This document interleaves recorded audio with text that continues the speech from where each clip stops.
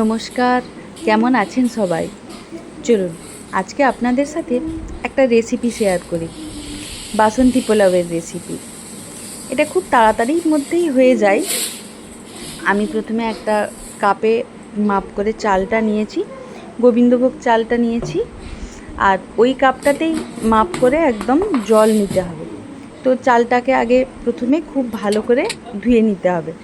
চালটাকে খুব ভালো করে ধুয়ে খুব ভালো করে তার জলটা ঝরিয়ে নিতে হবে। জল থাকলে কিন্তু পোলাওটা ঝরঝরে হবে না। এবার ওর মধ্যে বেশ খানিকটা ঘি আর আদা এবং একটু হলুদ দিয়ে এই চালটাকে আমি 15 মিনিট ম্যারিনেট করে রাখবো। খুব ভালো করে এই জিনিসগুলো এর মধ্যে মাখিয়ে নিতে হবে, একদম সুন্দর করে মাখিয়ে নিতে হবে এর মধ্যে জিনিসগুলো। হলুদটা একটু কম মনে হচ্ছিল, ওই জন্য আর একটু দিয়ে দিলাম। এটা 15 মিনিট মতো মাখিয়ে রেখে তারপরে বাকি প্রসেসটা শুরু হবে। এটা খুব সহজে এবং খুব তাড়াতাড়িতেও হয়ে যায়। এই যে 15 মিনিট এটা চালটাকে ম্যারিনেট করে রাখা হবে, তারপরে আর 15 মিনিট হলেই ব্যাস একদম রেডি। আর খুবই সুস্বাদু হয় এটা।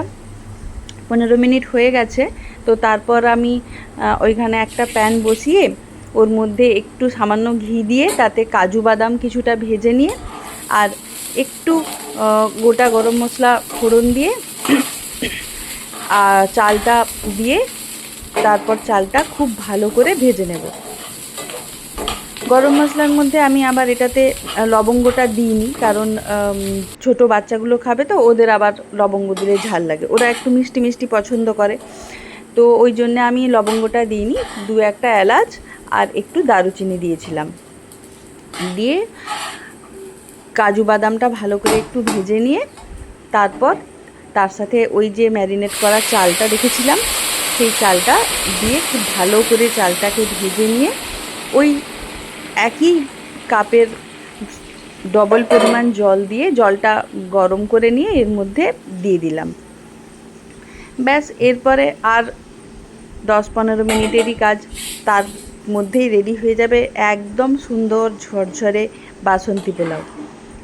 এটাকে সুন্দরভাবে এর সাথে মাখিয়ে নিয়ে ভালো করে এর সাথে মিক্স করে নিয়ে একদম অল্প আঁচে, একদম আঁচ কমিয়ে ঢাকা দিয়ে রাখতে হবে, যাতে চালটা খুব ভালোভাবে সেদ্ধ হয়ে যায়।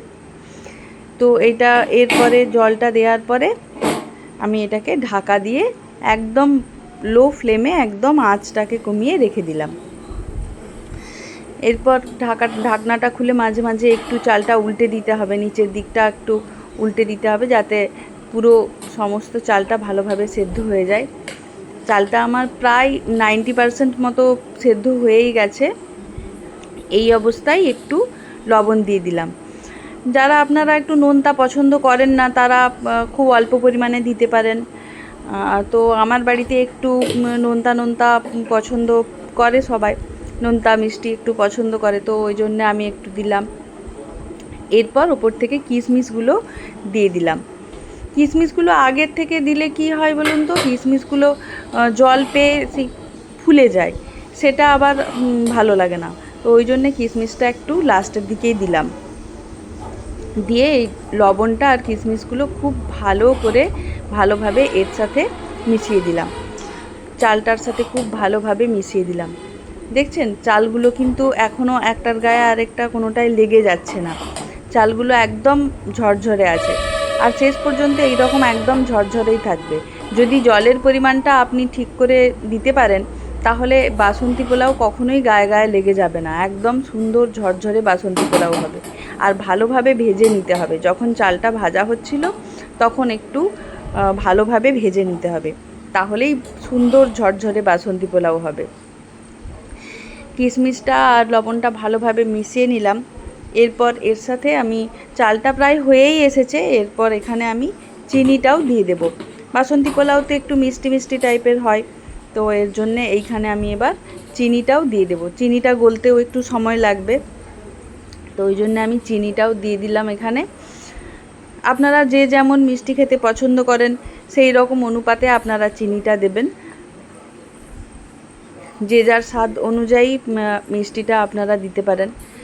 তো আমি এইখানে মোটামুটি 5-6 চামচ মতো চিনি দিলাম, দিয়ে ওটাকেও খুব ভালো করে এর সাথে মিশিয়ে দিতে হবে।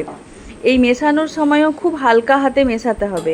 খুব যদি আপনি জোরে নাড়াচাড়া করেন তাহলে কিন্তু চালগুলো ভেঙে যাবে বা জিনিসটা একটু ডালা ডালা পাকিয়ে যেতে পারে। এইখানে খুব হালকা আঁচটাও রাখতে হবে এবং খুব হালকা হাতে আস্তে আস্তে করে মিশিয়ে নিতে হবে।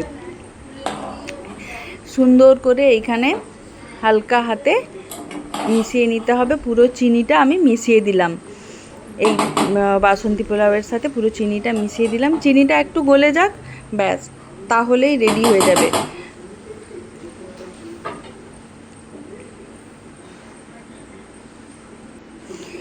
এই পর্যায়ে আর ঢাকা দেওয়ার খুব একটা প্রয়োজন হবে না, ঢাকা দিলে আরও বেশি সেদ্ধ হয়ে যাবে চালটা।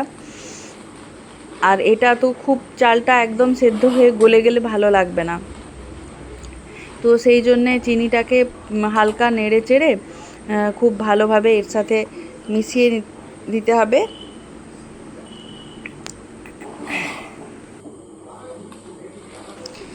আজকে একটা শনিবারের সন্ধ্যাবেলা, তো রাত্রেবেলা হলেই ভুতুর ইচ্ছা হয় যে কিছু স্পেশাল করতে হবে, কিছু স্পেশাল খেতে হবে।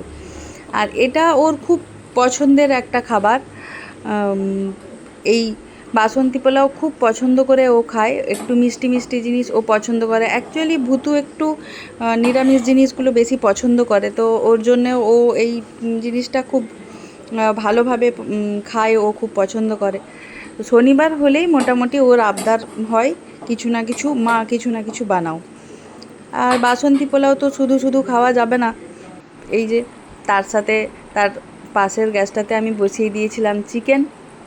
এদিকে আমার চিকেনও রেডি আর এদিকে বাসন্তী পোলাওও রেডি। তো চলুন, এবার এখন মোটামুটি প্রায় 9টা বাজতেও যায়। এবার এটাকে সুন্দর করে থালায় পরিবেশন করে ফেলি। রান্না করার পর সেটাকে সুন্দর করে পরিবেশন না করলে ভালো লাগে না, বলুন, তাই না?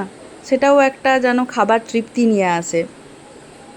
এই যে আমার বাসন্তী পোলাও আর তার সাথে চিকেন কষা রেডি।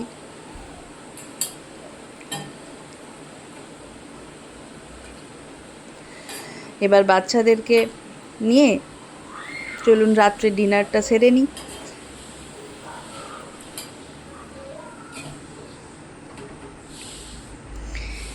ভিডিওটাও তাহলে এখানেই শেষ করছি। কেমন লাগলো রেসিপিটা জানাবেন।